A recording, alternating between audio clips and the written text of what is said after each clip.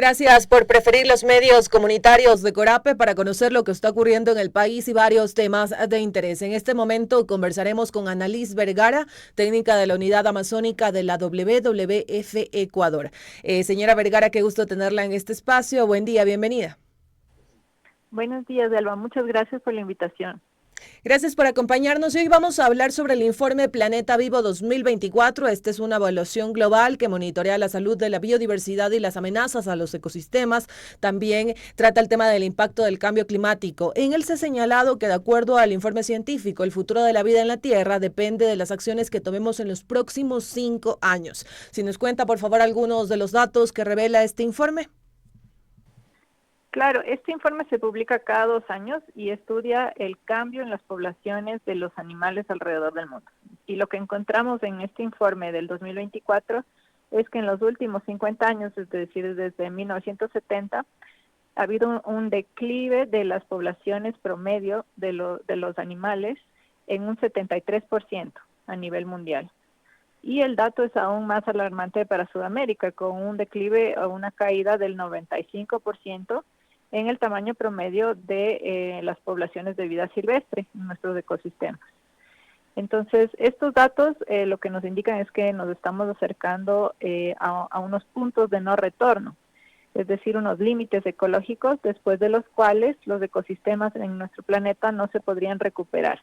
Y esto tendría unas consecuencias bastante graves para las economías de nuestros países y para el bienestar de las personas en general.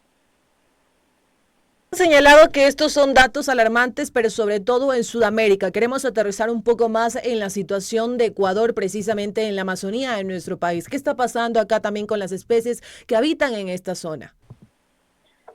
La Amazonía ecuatoriana es uno de los lugares más ricos en términos de biodiversidad a nivel regional. Es decir, la Amazonía la componen 8 países y la Guyana Francesa, que es un territorio de ultramar.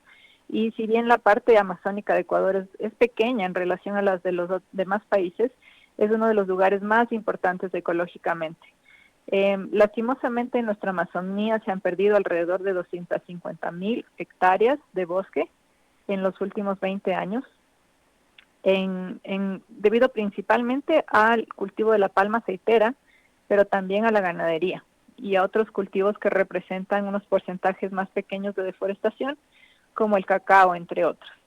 Nuestra Amazonía también se enfrenta a otras amenazas importantes relacionadas a las industrias extractivas, a las actividades ilegales como la minería ilegal de oro, que en este momento está en aumento, entre otras. Entonces, los retos a los que se enfrenta nuestra Amazonía son grandes y yo creo que lo importante de entender aquí es que la Amazonía en su conjunto tiene una influencia no solo para quienes habitan en esta región tan rica, sino para todo el país y para toda la región, porque la Amazonía es un ecosistema que al tener bosques saludables genera su propia humedad, y esta humedad conforma ríos gigantescos que les llamamos ríos voladores en la atmósfera, que llevan las lluvias a todo el continente, prácticamente desde la parte andina de Sudamérica hasta el sur, en Argentina, Chile, Paraguay, etcétera.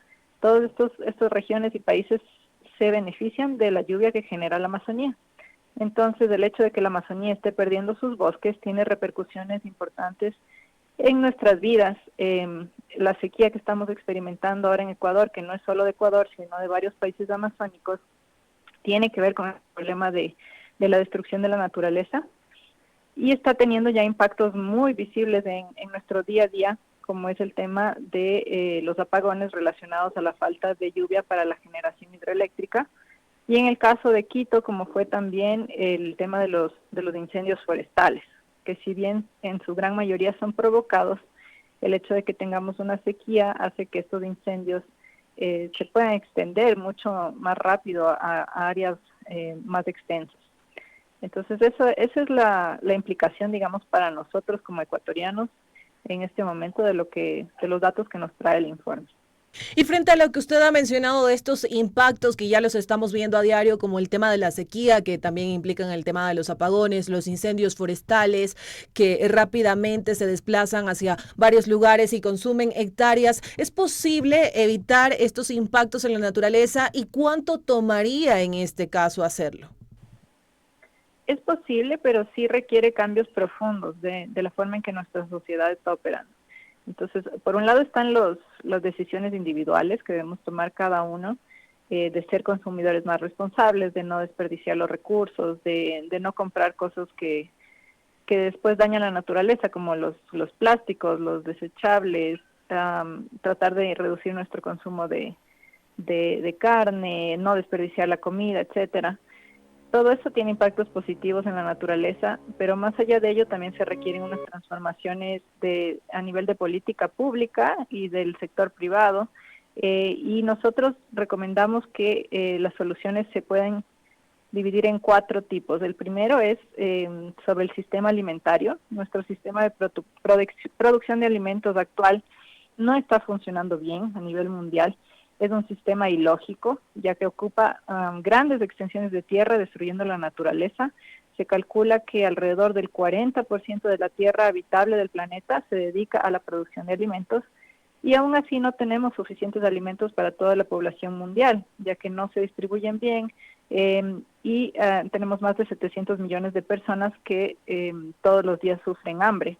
Asimismo, tenemos personas que no logran acceder a dietas nutritivas, tenemos problemas de sobrepeso, y para colmo, entre el 30 y el 40% de toda la comida que se produce, destruyendo la naturaleza en muchos casos, nunca llega a ser consumida. Entonces, el desperdicio de alimentos es grandísimo. Entonces, si nosotros logramos desde nuestros hábitos diarios, pero también a nivel de las políticas públicas, cambiar la forma en que se están produciendo, distribuyendo y consumiendo los alimentos, vamos a haber solucionado gran parte del problema. El segundo sistema que necesita cambios es el sistema energético. Muchos de los impactos que estamos sufriendo actualmente en la Amazonía se deben también al cambio climático y a la quema de los combustibles fósiles. Entonces necesitamos ya hacer un salto más firme hacia las energías renovables sostenibles, como son la solar y la eólica. La energía hidroeléctrica es renovable también, pero no es sostenible, y también tiene varios impactos ambientales en los ecosistemas donde se colocan las hidroeléctricas. Entonces, realmente la mejor alternativa actualmente para el Ecuador sería empezar a promover fuertemente las energías renovables sostenibles y ambientalmente amigables. El tercer sistema que debe cambiar es el financiero, donde tenemos muchas inversiones, o quizás la mayoría de las inversiones en Ecuador, pero alrededor del mundo, que van hacia actividades incompatibles con la protección de la naturaleza. Entonces necesita haber un cambio realmente transformador, radical en la forma en que se financian las actividades, tomando en cuenta que si bien la naturaleza nos provee muchos servicios y beneficios, también requiere inversión para su conservación, y que esos flujos financieros deben redirigirse hacia actividades que sean beneficiosas para la naturaleza. Y por último, en el tema de conservación, yo trabajo en WWF, que es una organización que se dedica a la conservación de la naturaleza de la mano con las comunidades locales, y nosotros pensamos en que la forma en que hemos hecho globalmente la conservación hasta ahora, que tradicionalmente se basa en las áreas protegidas, manejadas por el Estado y ese tipo de esquemas, no es suficiente. Entonces tenemos que también cambiar nuestros sistemas de conservación para incluir, por ejemplo, un impulso o un fortalecimiento de los territorios indígenas, de las áreas de conservación privadas, de los espacios de conservación comunitarios, en donde toda la sociedad pueda tener un rol en la conservación de los recursos naturales y de la naturaleza en general. Y esto que usted ha mencionado, consultarle, ¿cómo va encaminado el tema de las políticas públicas para precisamente lograr esto, y es conservar el futuro de la vida en la tierra aquí en Ecuador, el futuro también de la Amazonía, la conservación de estos espacios? ¿Cómo ve que se encamina este proceso de políticas públicas? Yo creo que lo que se puede fortalecer es realmente una coordinación intersectorial entre los diferentes ministerios para las políticas públicas. ¿Por qué? Porque si bien necesitamos mejores políticas ambientales, que quizás estarían en el ámbito de la autoridad ambiental únicamente, necesitamos políticas agrícolas que sean amigables con la naturaleza, necesitamos políticas energéticas que no destruyan la naturaleza, políticas incluso de las industrias extractivas que no sean incompatibles con la naturaleza. Entonces lo que nosotros pensamos es que realmente se debe elevar la naturaleza a la importancia política que se le da a otros temas como seguridad, energía, agricultura, porque tiene ese nivel de importancia, está afectando nuestras vidas, nuestra salud, nuestro bienestar. Y la naturaleza debe ser incorporada de forma transversal en las políticas públicas. Y le doy un ejemplo en el caso de los subsidios agrícolas. Por ejemplo, estos subsidios no deberían darse para la producción agrícola que esté generando deforestación o degradación de ecosistemas naturales. Entonces se debería reenfocar estos subsidios que son perversos para la naturaleza hacia actividades productivas que sean más eficientes y que tengan características regenerativas, o sea, que trabajen con la naturaleza sin destruirla. Igualmente las políticas de pesca, por ejemplo, que encuentren un balance entre lo social y lo ambiental, porque si dejamos lo ambiental de lado, después nuestros recursos pesqueros no los vamos a tener para el futuro. Entonces es realmente una transversalización de la protección de la naturaleza en todas las políticas del Estado. Y quizás mencionar que a nivel internacional justamente hay una oportunidad interesante este año y el próximo, ya que las cumbres globales de biodiversidad y de cambio climático se están dando aquí en la región. Entonces actualmente tenemos la COP16 de biodiversidad que está desarrollándose en Cali esta semana y la siguiente, y el próximo año tenemos la Cumbre Mundial de Cambio Climático que será en Brasil. Y en estos espacios el Ecuador está participando y está trayendo a la mesa sus estrategias nacionales de biodiversidad y más adelante va a ser la de cambio climático. Entonces ahí hay una oportunidad importante para que estas estrategias sean ambiciosas, estén conectadas intersectorialmente y tengan una visión a largo plazo de sostenibilidad de la economía ecuatoriana. Seguimos en entrevista con Annalise Vergara, técnica de la Unidad Amazónica de la WWF Ecuador, y estamos hablando sobre algunos datos que arroja el informe Planeta Vivo 2024 y también sobre ese llamado a la acción a cuidar la tierra. Y ya en la parte final, consultarle brevemente cuáles son estas poblaciones quizás de vida animal que se ha perdido en la Amazonía ecuatoriana. Hace algún tiempo hablábamos con un vocero de la WWF sobre las poblaciones de delfines en el río Amazonas. Ya en la parte final que nos cuente.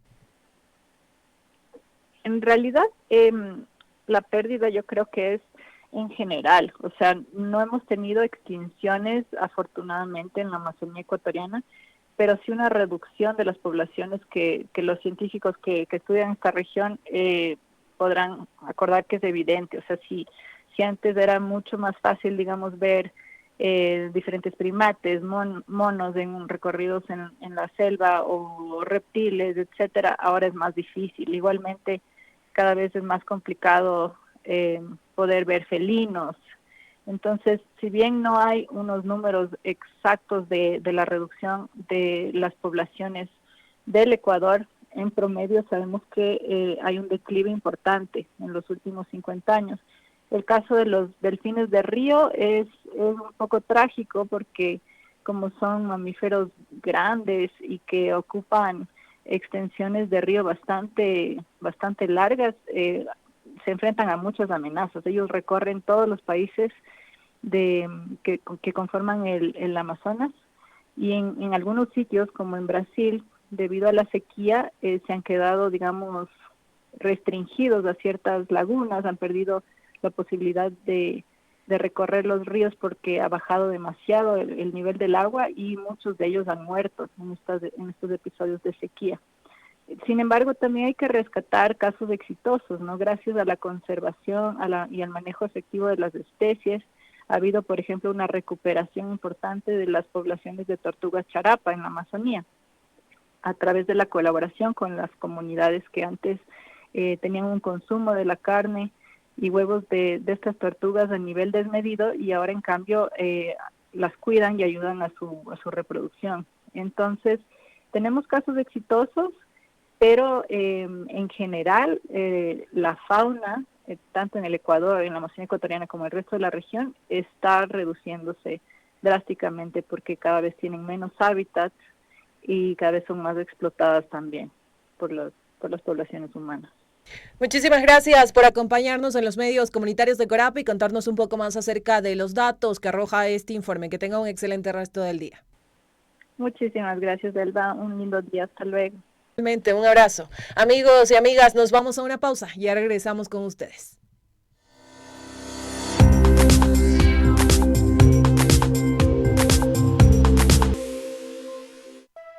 ¿Conoces sobre el ciclo de la violencia? Hoy te contamos. Inicia con una fase de tensión entre la pareja y esta se va acumulando. Le sigue la explosión, que pueden ser golpes, insultos, humillaciones, prohibiciones, para luego entrar en la luna de miel, donde por lo general nos piden perdón, nos hacen promesas, es una calma aparente. ¿Qué sucede más adelante? Las 3 fases se repiten constantemente, al punto que la luna de miel y la acumulación de tensión desaparecen, quedando únicamente la explosión. Esto se intensifica, el riesgo aumenta y puede llegar a un femicidio. Si identificas esto, contáctanos. Somos Aquanuna. Un mensaje de Aquanuna y Medicus Mundi Mediterránea con el apoyo de Generalitat Valenciana en coproducción con Corapé. Campaña comunicacional Florecemos en Resistencia.